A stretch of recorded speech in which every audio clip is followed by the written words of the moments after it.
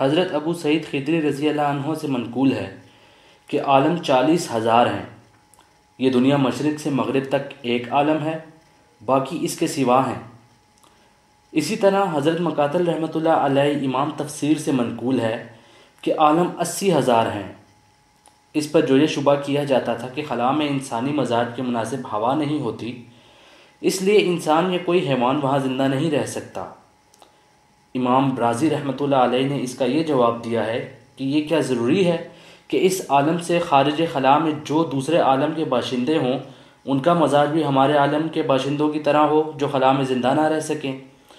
یہ کیوں نہیں ہو سکتا کہ ان عالموں کے باشندوں کے مزاج و طباع، ان کی غذا و ہوا یہاں کے باشندوں سے بالکل مختلف ہوں؟ یہ مضمون تو اب سے 770 سال پہلے کے اسلامی فلاسفر امام رازی رحمۃ اللہ علیہ کا لکھا ہوا ہے، جبکہ فضا و خلا کی سیر اور اس کی پیمائش کے آلات و ذرائع ایجاد نہ ہوئے تھے۔ آج راکٹوں کے زمانے میں خلا کے مسافروں نے جو کچھ آ کر بتلایا وہ بھی اس سے زیادہ نہیں کہ اس عالم سے باہر کی خلا کی کوئی حد و نہایت نہیں ہے، اور کچھ نہیں کہا جا سکتا کہ اس غیر متناہی خلا میں کیا کچھ موجود ہے۔ اس دنیا سے قریب ترین سیاروں، چاند اور مریخ کی آبادی کے بارے میں جو قیاسات آج کے جدید ترین ماہرین سائنس پیش کر رہے ہیں وہ بھی یہی ہیں کہ اگر ان سیارات کے اوپر کچھ لوگ آباد ہیں تو یہ ضروری نہیں کہ وہ انہی خصوصیات اور اسی مزاج و طبیعت کے ہوں جو اس عالم کے انسان اور حیوانات و نباتات کے لیے ضروری سمجھے جاتے ہیں، بلکہ قرین قیاس یہ ہے کہ ان کے مزاج و طبیعت، ان کی غذا و ضروریات یہاں کے لوگوں سے بالکل مختلف ہوں، اس لیے ایک کو دوسرے پر قیاس کرنے کی کوئی وجہ نہیں۔ امام رازی رحمۃ اللہ علیہ کی تائید اور اس سلسلے کی جدید معلومات کے لیے وہ مقالہ کافی ہے جو امریکی خلائی سفر جان گلین نے حال میں خلا کے سفر سے واپس آ کر شائع کرایا ہے، جس میں شعاعی سال کا نام دے کر ایک طویل مدت و مسافت کا پیمانہ قائم کیا اور اس کے ذریعے اپنی وسعت فکر کی حد تک خلا کا کچھ اندازہ لگایا، اور پھر یہ اقرار کیا کہ کچھ نہیں بتلایا جا سکتا کہ خلا کی وسعت کتنی اور کہاں تک ہو۔ قرآن کے اس مختصر جملے کے ساتھ اب تمام عالم اور اس کی کائنات پر نظر ڈالیے اور بچشم بصیرت دیکھیے کہ حق تعالیٰ نے تربیت عالم کا کیسا مضبوط اور محکم محیر العقول نظام بنایا ہے۔ افلاک سے لے کر عناصر تک، سیارات و نجوم سے لے کر ذرات تک، ہر چیز اس سلسلہ نظام میں بندھی ہوئی، اور حکیم مطلق کی خاص حکمت بالغہ کے ماتحت ہر چیز اپنے اپنے کام میں مصروف ہے۔ ایک لقمہ جو انسان کے منہ تک پہنچتا ہے، اگر اس کی پوری حقیقت پر انسان غور کرے تو معلوم ہوگا کہ اس کی تیاری میں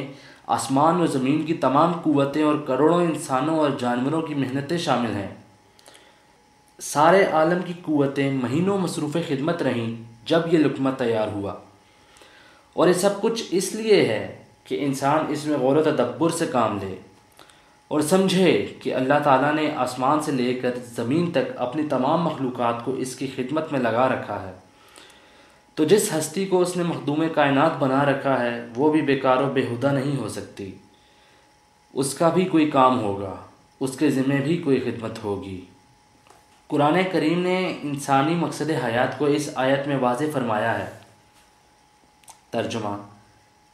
میں نے جن اور انسان کو اور کسی کام کے لیے نہیں بنایا بجائے اس کے کہ وہ میری عبادت کریں۔ تقریر مذکور سے معلوم ہوا کہ رب العالمین ایک حیثیت سے پہلے جملے الحمدللہ کی دلیل ہے